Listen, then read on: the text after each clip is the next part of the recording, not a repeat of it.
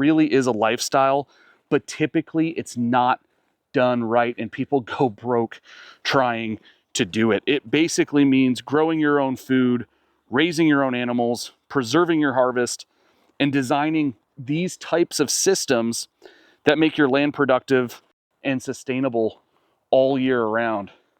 And this place has that. It's fully dialed in. It's stunning. I really wish when I kind of do these rural living education classes and land tours that I could just rent this place out to show people how this has all been done.